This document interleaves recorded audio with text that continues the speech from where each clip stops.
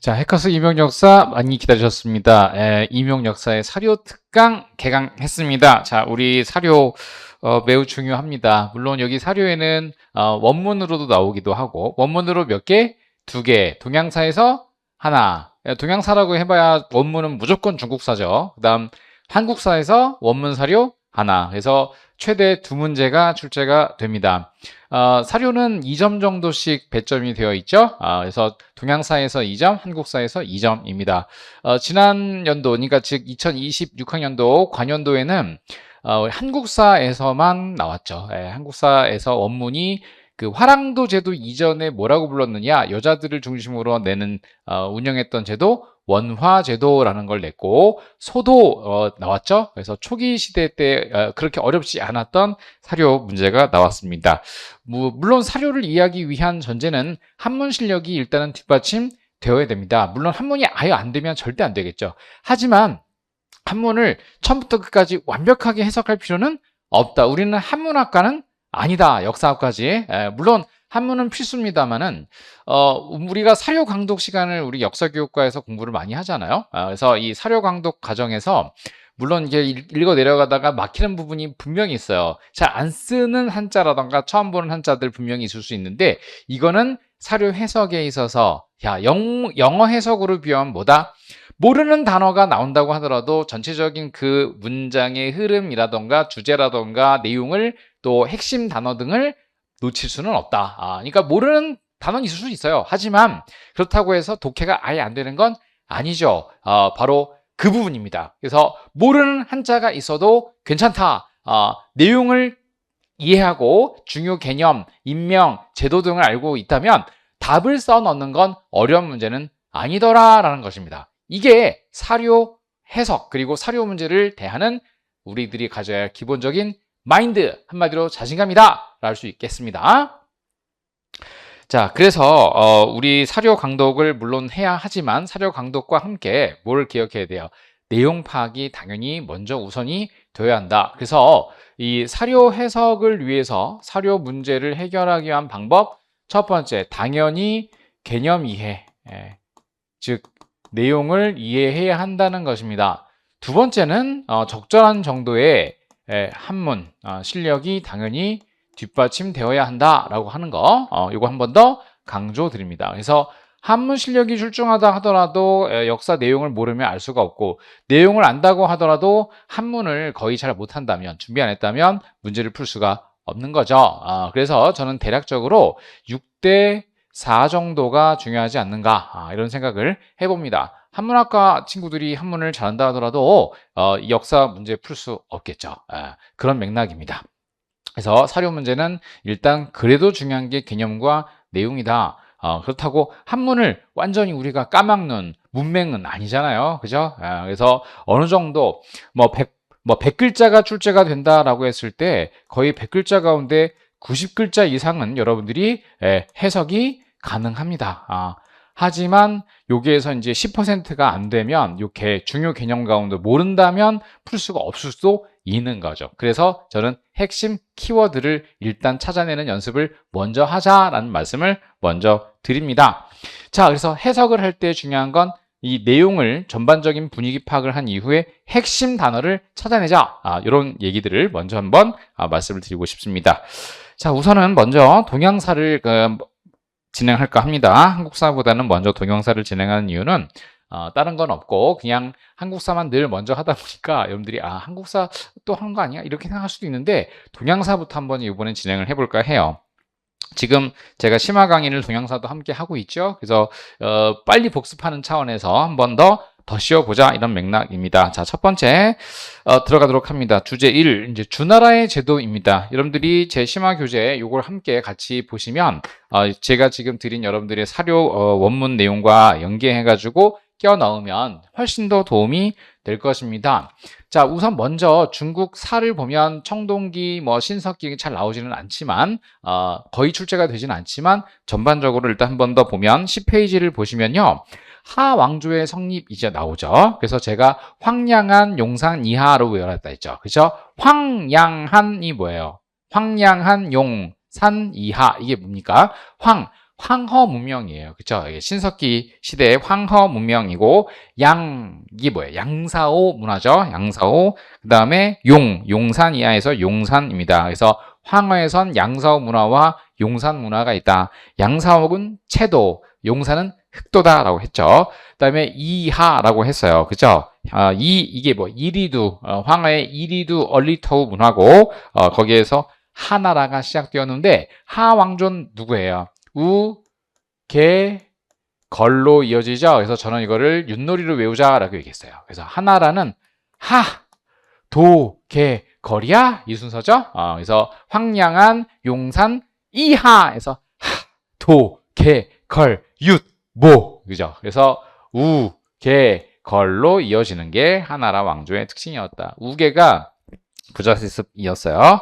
두 번째 11페이지 보면 상나라 나오죠. 은나라. 그래서 상은 설탕이라고 얘기를 했어요. 그쵸? 이것도 그냥 머릿속에 살짝 집어넣으면 돼요. 다음 두 번째 페이지가 청동기 문명을 기반으로 하는 거거든요. 그래서 상은 설탕이다 라고 얘기를 했잖아요. 그래서 우가 치수 사업에 공을 세운 상 지역의 설을 봉했다. 그래서 우가 치수 사업에 공을 세운 설을 상 지역에 봉했다. 그래서 우수상이에요. 우수상은 뭐라고요?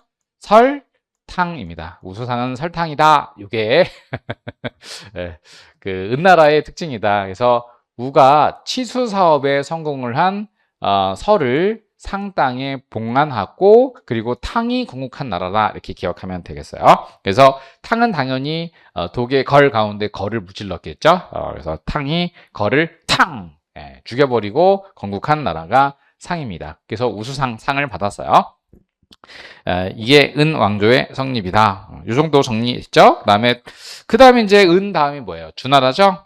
그래서 12페이지 보시면 이제 이 사료에 나오는 주입니다. 그래서 이 주는 문무왕, 문무왕은 성주지? 이렇게 한번 기본적인 개념을 정리해 봅니다. 서주 시기 때 그 혼란한 상황이라는 건 이제 둘째 치고 제일 중요한 주나라는 문무고 문무를 겸비한 성주야 이렇게 기억해 볼까요? 그래서 우리 세 가지 기본적인 개념을 정리했었죠. 그래서 주나라는 문왕과 무왕과 그리고 성왕 때의 주공이 있고 그쵸?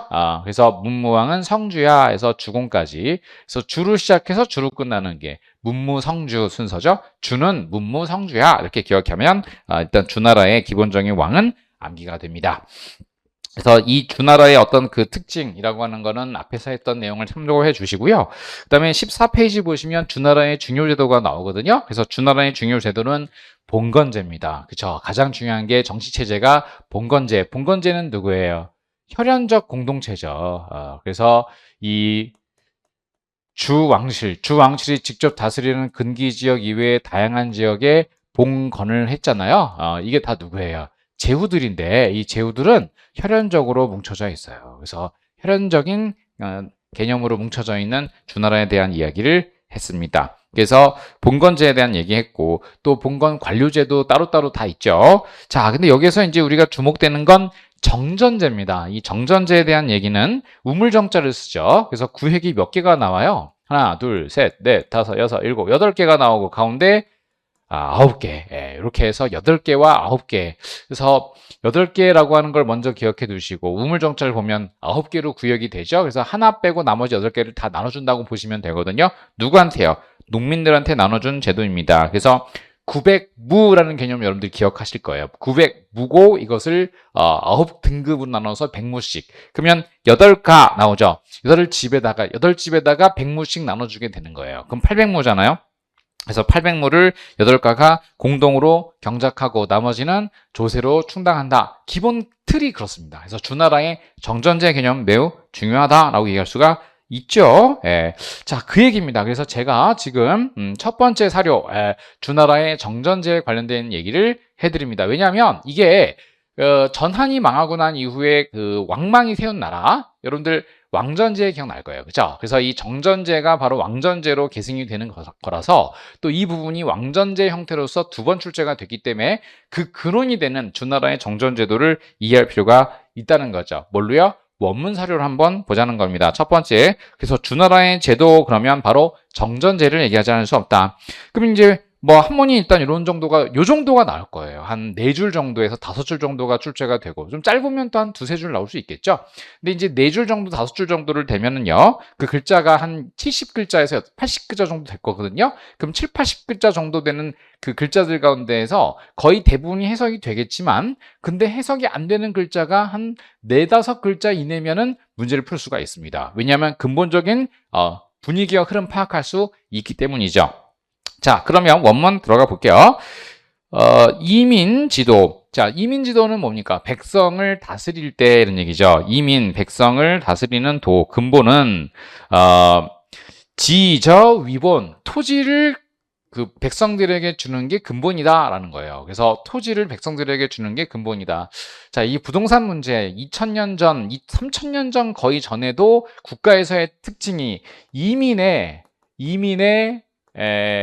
가장 중요한 핵심이라고 하는 것은 바로 토지를 백성들에게 지급하는 것이 근본이다라고 얘기를 했어요.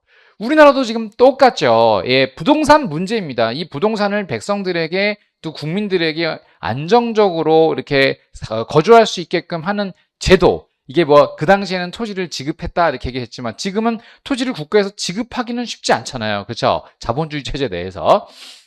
근데 근본적인 개념은 똑같다는 거예요. 부동산 문제 없이 백성들이 살 수 있게끔 하는 게 근본이다. 그래서 저는 요즘에 우리나라 분위기가 부동산 문제 때문에 지금 난리잖아요. 정부의 정책, 이재명 정부의 정책이 어떠냐 이래가지고 긍정하는 분들도 있죠. 세금 올리는 정책이 핵심이잖아요. 이에 대해서 세금 올리는 거에 아무 상관이 없는 사람들은 아유 잘한다 이렇게 얘기하겠지만 부동산을 많이 갖고 있는 분들이나 이미 소유하고 있으신 분들은 아니 더 어떻게 세금 올리면 어떻게 살라 그러는 거야? 야 그럼 월세나 전세 사는 사람 피해가 없을 것 같아? 지금 그렇게 박수 칠 일이 아니야. 우리가 세금 내면 당신들이 전세 월세는 어떻게 될 것 같아? 더 올라가잖아. 지금 이게 처음이니? 세 번째야. 이렇게 얘기할 수도 있는 거죠. 그래서 어쨌건 이 과정에서 국민들이 둘로 나눠져 있다는 거예요. 집이 없는 사람과 집이 있는 사람. 여기에서의 계급 갈등과 투쟁이 사실 근본적인 국민들의 어떤 여론이 찬성이냐 반대냐, 정부를 지지하느냐 안 하느냐의 그런 이제 상황이 되고 이게 결국은 정권을 바꾸는 근원적인 어떤 원리라는 거예요. 그래서 백성들 다스리는 근본이라고 하잖아요. 이민지도. 그게 뭐다? 토지를 백성들이 안정적으로 경작할 수 있게끔 만드는 거다라는 거예요. 이게 지저위본이다. 그래서 토지를 지급하는 것, 토지를 안정적으로 경작할 수 있게끔 하는 것이 근본이다라고 얘기를 했어요. 그러므로 필건보 반드시 건보예요.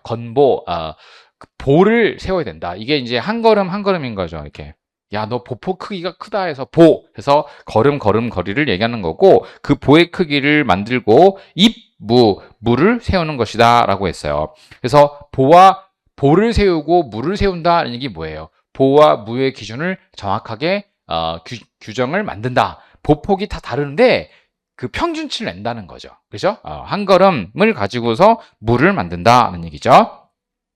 그래서 정기경계, 바르게 하는 것이다. 그 경계를 바르게 해야 한다. 토지의 경계를요.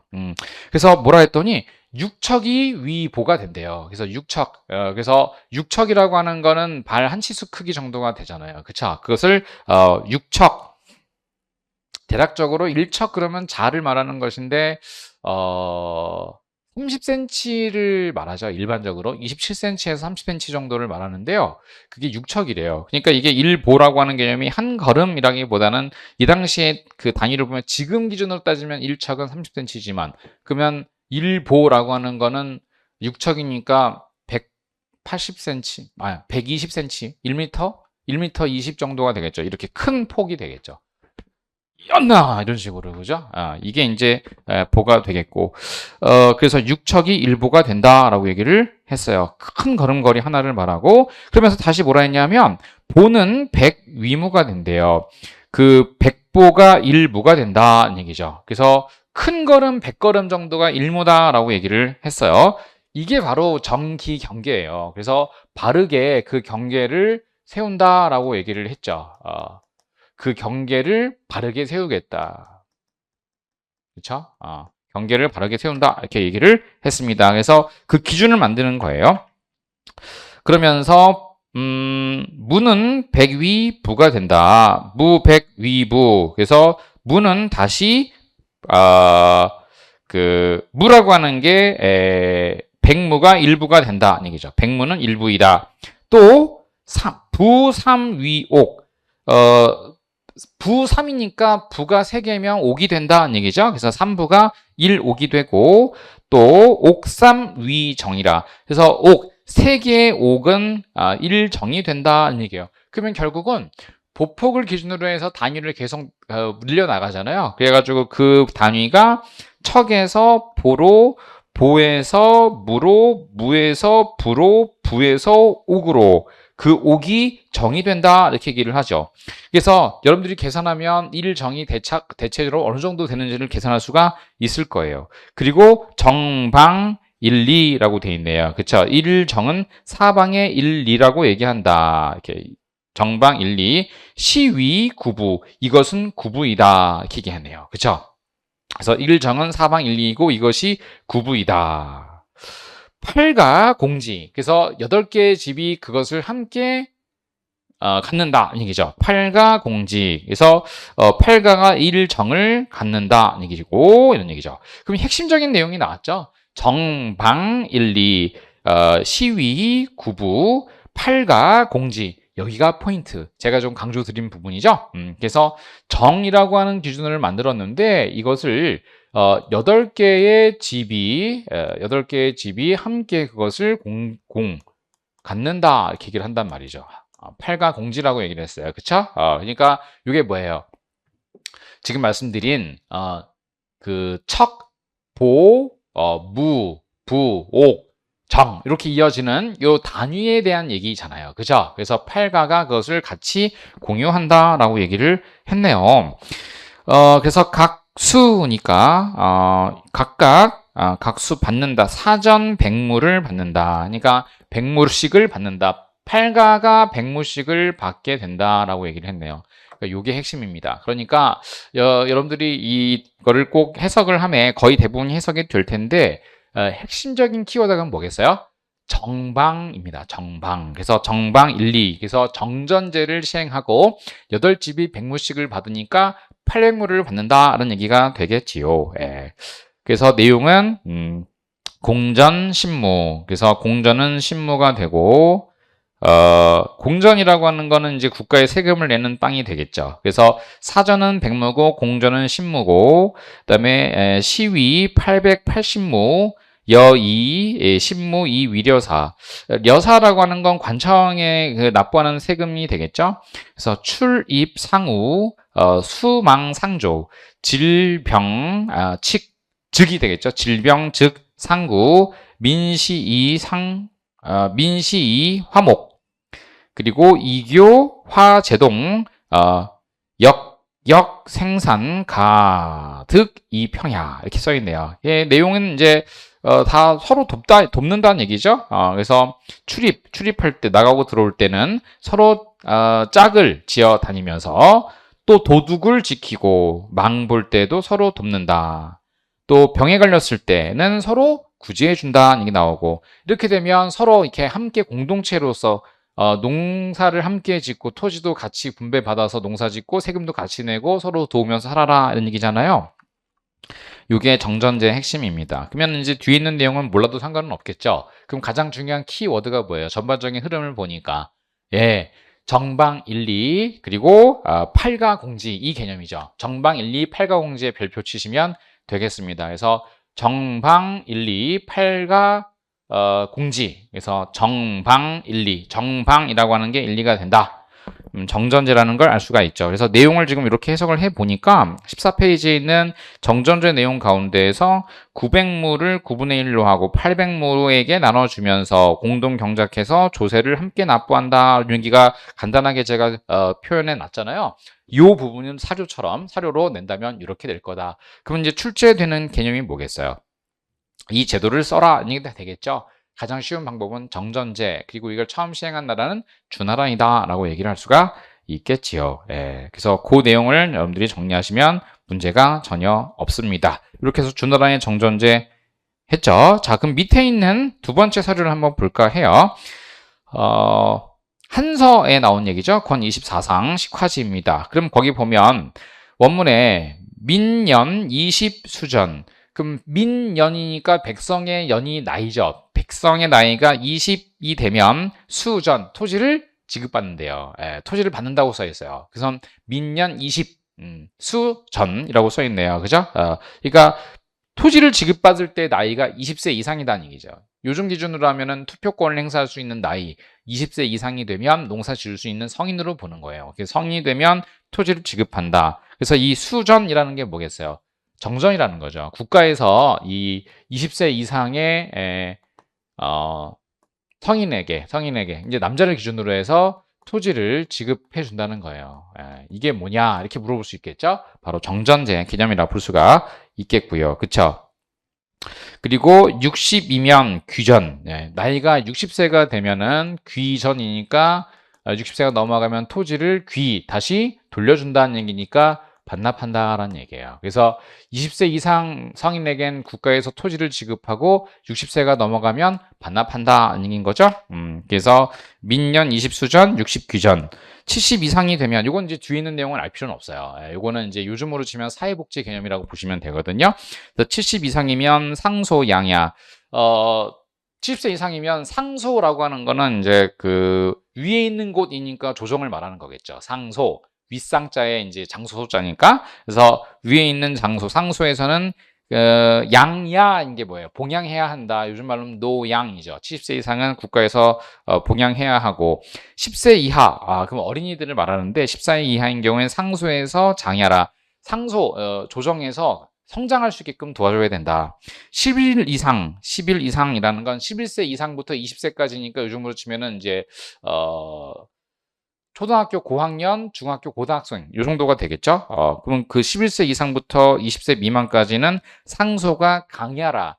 그들을 이제 강하게 키워야 된다는 얘기거든요. 그래서 노인은 양해야 하고 10세 이하는 성장하게 해야 되고 11세 이상부터 20세까지는 강하게 키워야 한다. 이렇게 강해지게 해야 한다. 뭐 지금이랑 똑같죠. 그죠? 그러니까 뒤에 있는 내용 뭐 70세 이상, 뭐 10세 미만, 11세 이상 이런 내용들을 알 필요가 없다. 그러니까 내용이 좀 길지만 핵심 키워드와 킬러 sentence를 찾아야 돼요. 킬러 sentence나 킬러 키워드를 찾아야 된다. 이 문제를 파괴할 수 있고 맞출 수 있는 핵심 단어를 70, 80글자 중에서 핵심적인 글자는 몇 개 안 됩니다. 5글자 이내 정도라고 보시면 돼요. 그래서 여기서 핵심은 뭐예요? 민년 20 수전인 거죠. 20세 이상이 되면 토지를 지급받고 60세 이상이 되면 토지를 반납한다는 얘기니까. 그쵸? 그래서 토지를 지급받는 정전제 개념을 기억하시면 되겠습니다. 그래서 주나라에 관련되어 있는 첫 번째 테마는 제가 정전제였다라고 말씀을 드립니다. 자, 두 번째 가볼까요? 자, 주제가 이제 제자 백가의 등장과 변법이에요. 그럼 제자 백가의 등장과 변법, 요거를 이제 공부하려면은 제 책 교재 15페이지와 16페이지 이어지는 춘추 전국시대에 대한 얘기예요. 주나라의 힘이 약해진 이유는 결국은 내부의 요인과 외부의 요인이 있지만 이제 뒤에 이제 사료에 나옵니다만은 해를 거듭할수록 종실 사이에 있어서 그리고 제후들 사이에 있어서의 혈연적 의식과 연대 의식이 약해진 결과다라고 볼 수 있죠. 그래서 춘추 패자에 출연하면 양가로 1번 주왕의 권위 상실. 이거는 주 내에 있어서 제가 문무성주라고 했죠. 주 문무왕은 성주야 이렇게 얘기했어요. 그렇죠? 여기까지는 그래도 괜찮아요. 문 다음 무고 무 다음 성이니까 이런 흐름은 되는데 이 과정에서 바로 문제가 생깁니다. 삼감의 난이라는 게 발생하게 된 거는 이 무왕 때에 삼감을 설치하였지만 이 삼감이 성왕 때에 가서 반란을 일으키는 이 흐름이거든요.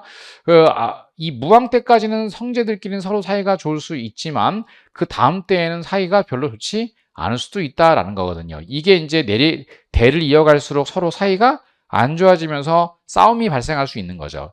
여러분들 가족들을 한번 생각해 보세요.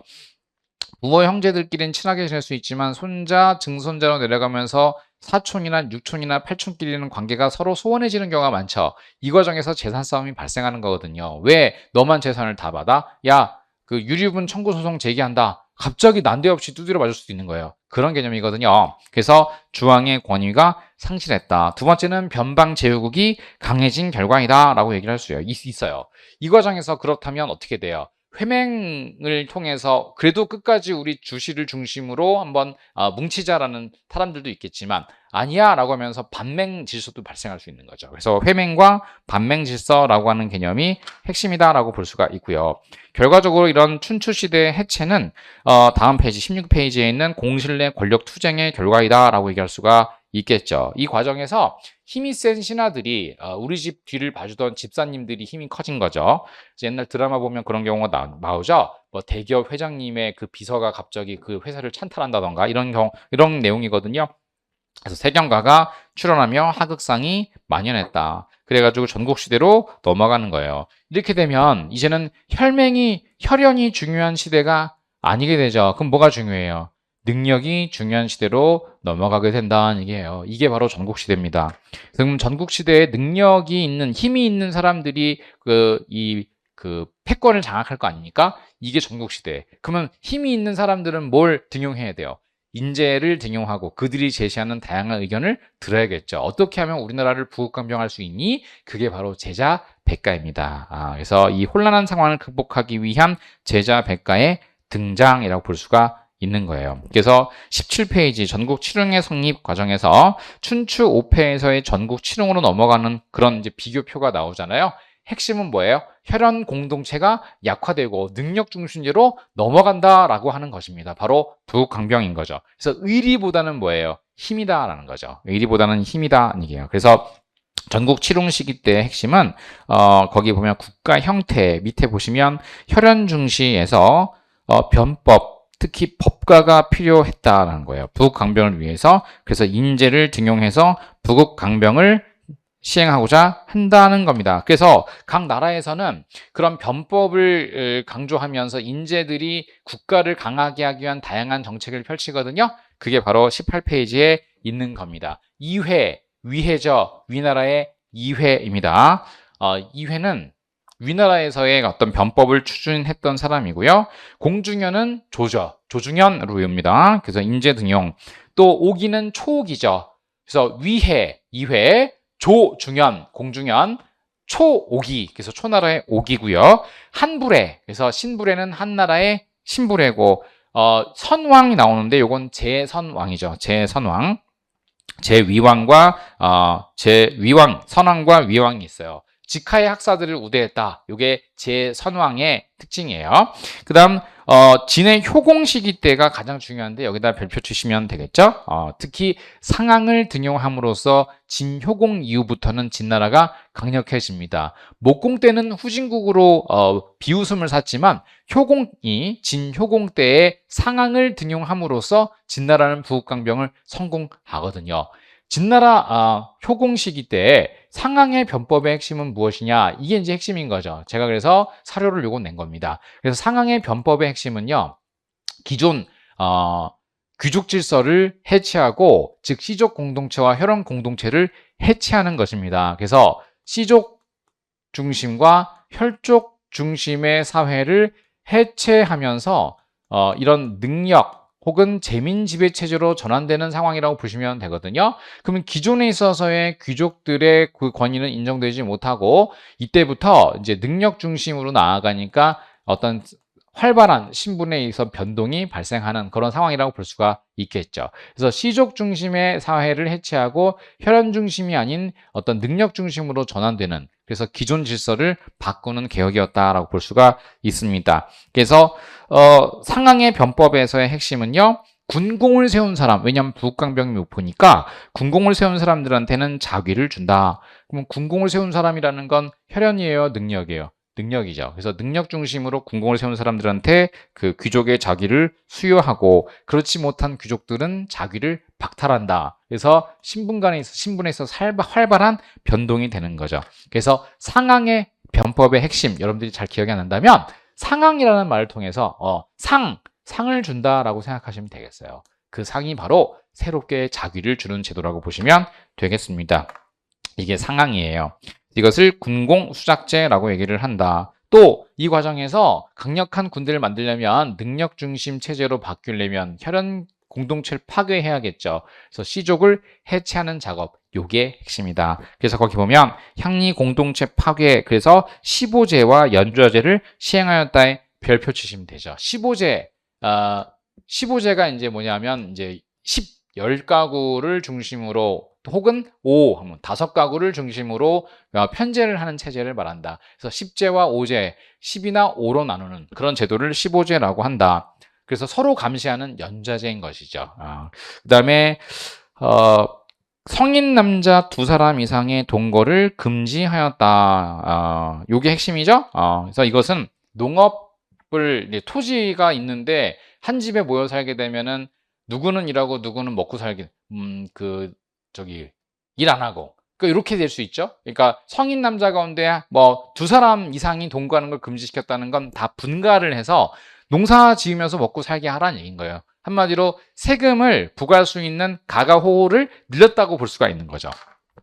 그래서 15제와 성인 남자 2인 동거 금지, 또 농업과 양잠을 장려하는데 게으름을 피웠을 경우에는 노비로 만든다는 얘기예요. 그래서 농업을 장려하였다. 이게 핵심이죠. 그래서 상항의 변법의 핵심은 15제와 성인 2인 이상의 남자들의 동거를 금지한다는 것은 농업을 장려했다. 상대적으로 상업을 천시했다라고 볼 수 있죠.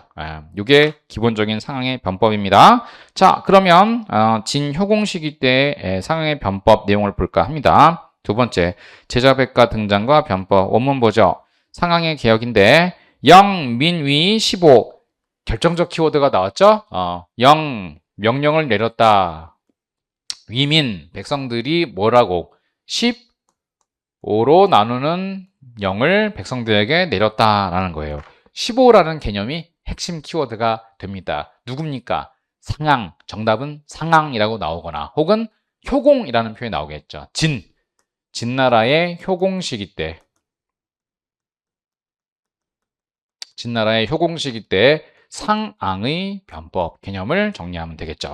이게 15입니다. 그래서 15제가 나오면 누구다? 상항 기억하면 돼요. 그래서 이 상목 사연좌. 자, 거기 이 상목 사연좌니까 연좌제에도 핵심이 나와야겠죠. 그래서 연좌제를 시행하였다. 그래서 15인데 이제 10가구가 중심이 되어 누가 잘못을 한 경우에는 신고를 하게 하고 신고하지 않은 경우에는 이런 10가구가 혹은 5가구가 함께 연대 책임을 지는 제도라고 볼 수가 있어요. 아주 강력한 통제가 되겠죠. 그래서 상목 사연좌. 그래서 이 10가구는 5가구 집이 하나로 묶어가지고 서로 묶어서 사연좌를 하게 한다. 서로 연좌를 해서 감시하게 한다는 얘기죠. 그래서 불고라고 하는 거는 알리지 않은 경우, 고발하지 않으면 누구를 간사한 사람들이라고 하는 죄인을 말하겠죠. 간자. 그래서 헐뜯다 원래 뜻인데 이게 이제 뭔가 그 당시에 죄 가운데 이제 비판하거나 뭐 비난하거나 이런 얘기겠죠. 요즘 말로 하면. 그래서 이런 아주 간사한 자들을 고발하지 않으면 요참 죄 지은 사람이 있는데도 이것을 알리지 않은 경우에는 요가 허리죠. 참이 뭐예요? 자른다거든요. 허리를 자른다. 허리를 자르면은 살 수 있겠습니까? 죽죠. 그래서 요참이라고 하는 형벌은 처형을 말합니다. 사형 판결이죠. 허리를 자르는 형벌이니까. 그래서 죄를 지은 사람이 있는데도 이것을 알리지 않으면 허리를 자른다인 거예요. 내가 잘못한 것도 아닌데, 그죠? 저 사람이 죄를 지었는데 내가 신고를 하지 않으면 내 허리를 자른다는 얘기인 겁니다. 반드시 신고를 하게 한다는 얘기인 거죠. 또 간자. 근데 고발을 한 자, 간자, 죄 지은 사람을 고발한 경우에는 적수 동상. 참수 적의 머리를 벤 것과 같은 상을 준다. 그러니까 이제 고간자인 경우에는 적의 머리를 벤 것과 똑같은 상을 준다라는 거거든요. 그러니까 군공을 세운 것과 같은 상을 주겠다라고 얘기를 했어요. 그러면 너도 나도 고발을 하겠죠. 너도 나도 다 고발을 하면 여러분들이 고발을 죄를 짓겠어요? 그 죄 안 지려고 하겠죠. 이게 강력한 법가주의 채택을 말하는 것입니다. 이게 바로 법치주의를 말하는 거예요. 그래서 법치, 세치, 술치 등이라고 얘기하죠. 세 가지. 한비자에 의해서 정리가 된 법가 사상은 법치와 술치와 세치로 얘기할 수 있는데 이게 가장 강력한 법치를 말하는 것입니다. 법치라고 하는 건 강력한 형법을 통해서 범죄를 억제하겠다는 얘기거든요. 또 뭐라고 하냐면요. 이게 닉이 은닉하다 할 땐 닉이거든요. 이 글자가 조금 어렵죠. 그래서 만약 약자가 안에 들어가 있거든요. 근데 만약 약자가 근데 요거는 은닉이라는 표현이에요. 은닉하다. 그래서 숨겨준다는 얘기죠. 간자를 숨겨준 경우에는 적에게 항복한 사람과 똑같은 벌을 준다는 얘기거든요. 그래서 항적 동죄. 그러니까 뭐와 같다. 적에게 항복한 자와 동일한 죄와 같다. 예. 그러니까 여기는 죄 지은 사람을 불구하면, 즉 고발하지 않으면 허리를 베고, 또 고발을 하면 적의 머리를 벤 것과 똑같은 상을 주고, 간자를 은닉한, 숨겨준 사람은 적에게 항복한 사람과 동일한 죄를 주겠다. 이렇게 얘기했거든요. 죽인다는 거죠. 예. 그럼 이거는 아주 강력한 법치를 말하잖아요. 그래서 여기서의 개념은 두 개다. 핵심은 두 가지 당론. 그러니까 굉장히 글들이 많아서 한 20글자 정도 됐죠. 20글자 정도 되는 것 가운데에서 대략적으로 통법을 딱 굴려서 해석을 했는데, 이게 닉자가 기억이 안 난다고 해서 이게 닉자가 무슨 글자지? 그래서 요 글자가 모르겠다고 해가지고서 이 문제를 못 푸는 건 아니라는 거죠. 뭔 얘기인지 알겠죠? 예, 왜냐하면 15라는 글자가 나왔고 연좌라는 글자는 해석할 수가 있기 때문입니다. 그래서 15제와 연좌제를 시행했다. 바로 강력한 법치주의를 말한다. 누굽니까? 상항의 변법을 말한다. 언제? 진나라 효공. 여기까지 정리하면 깔끔하게 정리가 되겠습니다. 알겠죠? 예. 그래서 지금 제가 18페이지에서 진효공 때 상항의 1차 변법에서 15제와 연좌제 내용을 강조해 드렸죠. 그래서 이 15제와 연좌제를 보여주는 사료라고 보시면 되겠습니다. 다음 두 번째요. 사료가 또 있죠? 그 내용 보면요. 두 번째 밑에 사료를 보시면 민, 유, 이남 이상. 민, 유, 이남 이상. 요게 키워드죠. 이남이니까 민들 가운데에서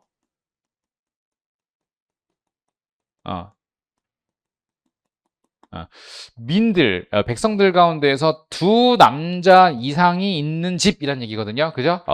그래서 요게 이제 주어가 되겠고, 근데 요건 이제 수식어가 되잖아요. 수식을 할 때 두 남자 이상 되는 백성의 집은 이런 얘기거든요. 그러면 이거는 뭐예요? 성인 두 남자가 함께 사는 집 이런 얘기거든요. 그럼 성인이 두 명의 남자가 함께 사는 경우는 못하게 하잖아요. 분가 정책이니까. 그쵸? 이런 경우에는 어떻게 한다 했어요? 분가를 해야 되는데 분가를 안 하면 어떻게 된다는 얘기죠?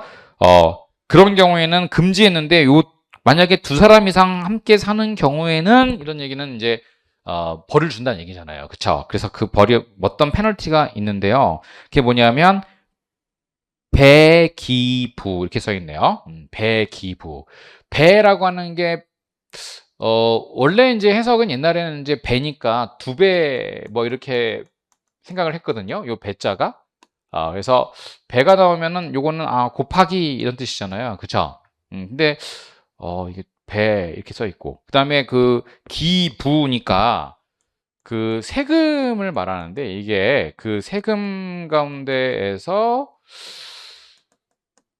그 부세를 말하는데 그 부세를 배 이상 부과한다는 얘기거든요. 갑자기 이게 생각나네. 우리 이재명 대통령이 이 가구를 갖고 있으면 두 집을 갖고 있으면 종부세를 엄청 때려버리겠다 이렇게 얘기했죠. 그 얘기네. 그러면 이재명 대통령은 법가를 채택한 사람이네. 그죠? 법가. 그죠? 그러네. 법가주의를 책을 많이 읽으셨나 봐요. 이 민주당과 이재명 대통령께서. 그래서 가혹한 형법, 세금 이런 걸 얘기하잖아요. 그죠? 아까도 그 얘기네. 귀족들의 자귀를 박탈하고 평민이어도 공을 세우면 자귀를 주겠다. 뭐 이런 얘기죠. 그리고 서로 신고를 하지 않으면 벌을 준다. 비슷하네. 그쵸? 예. 그리고 분가 정책. 그죠? 비슷하다. 음. 옛날이나 지금이나 비슷한 내용이겠네요. 그쵸? 그래서 성인 남자 두 사람이, 같이 함께 살게 되면, 민유, 이남 이상이니까 백성들이 두 사람 남자 이상을 함께 살고 있는 경우에는, 곱하기를 하겠다. 이렇게 얘기했죠. 곱하기 하겠다. 뭐를? 부세를. 그죠? 부세를 곱하기 하겠다. 그래서 예전에 이건 해석은 뭐냐면은 두 배 이상 이렇게 부과하겠다. 이렇게 얘기를 했거든요. 세금을 2배 이상 내게 하겠다. 근데 최근 이제 해석은 조금 달라요. 그 수만큼 더 내게 한다. 이렇게 해석을 한다고 합니다. 그래서 그 수에 따라 추가하여, 세금을 분배한다. 이제 이렇게 해석을 하기도 해요. 그러니까 이게 2배라는 표현이 없지 않느냐, 얘기죠. 2배라는 표현이 없기 때문에 그 수만큼 더해간다. 이제 이렇게 해석을 하는 게 더 낫다라는 그런 최근의 해석은 있습니다. 자, 그렇게 되면 성인 남자 두 사람이 함께 사는 경우에는 세금 부담률이 점점 높아진다는 얘기니까 분가해라는 얘기인 거죠. 요즘 말로 하면 종부세를 막 2집 이상 갖고 있을 경우에는 쓸데없이 네가 2집을 갖고 있으니까, 요즘은 이제 사람이 아니라 뭐예요? 집이죠. 한 사람이 2집을 갖고 있는 경우에는 세금을 왕창 때려버리겠다. 요건 내용이랑 좀 비슷한 거죠. 그 당시에는 근데 부동산이 부족해요? 사람이 부족해요? 사람이 부족하니까 사람을 분산시키는 정책을 펼치는 거고, 지금은 사람이 부족해요? 부동산이 부족해요? 부동산이 부족하니까 한 사람이 부동산을 2개 있는 경우에 세금을 완전 때려버리겠다. 그러니까 개념은 이제 조금 다르지만 맥락은 같은 거죠. 이해가 되시죠? 예. 그게 바로, 성인 남자 2인 동거 금지인 것입니다. 알겠죠? 그래서 두 개의 사료를 제가 말씀을 드렸고, 그 뒤에 있는 내용들은요, 유군공자라고 하는 건 군공을 세운 사람이 있는 경우에는 각이 솔수 상작. 군공을 세운 경우에는 자귀를 주겠다. 여기도 밑줄 치겠죠. 그래서 군공을 세운 경우에는요, 자귀를 주겠다. 그래서 이걸 군공 수작제가 시행된 개념이라고 보시면 되겠죠. 그래서 밑줄 치고 이건 군공 수작제다 이렇게 정리하시면 되겠죠. 그래서 군공 수작제. 그리고 위사두자, 각이 경중 피형대소. 이런 경우에는 군대에서 방금 전에 공을 세운 사람은 위사두자, 그 공의 크고 작음에 따라 벼슬을 올려주고, 또 각이 경중 피형대소라, 싸움을 일삼는 자는 피형대소, 그 죄의 무겁고 가벼움에 따라서 형벌을 가하겠다 이렇게 얘기하죠. 그래요. 그러니까 군공수작제 개념이라고 보시면 되고, 싸우면 안 된다 이 얘기고, 싸우면 이제 크게 싸운 놈은 또 그에 따라 큰 벌을 주고, 그냥 조금 작은 싸움을 한 사람은 작은 벌을 주겠다 이 얘기죠. 그리고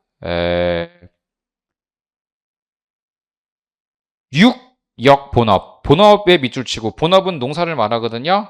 그래서 힘을 다하여 본업에 힘을 다한 자들은, 그러니까 농사를 열심히 한 자들은, 또 경직이니까 길쌈을 말하거든요. 길쌈이라는 건 옷감을 잘 짠 경우, 그러니까 농사 열심히 하고 옷감을 잘 짠 경우, 그러니까 생산 활동에 열심히 종사한 경우,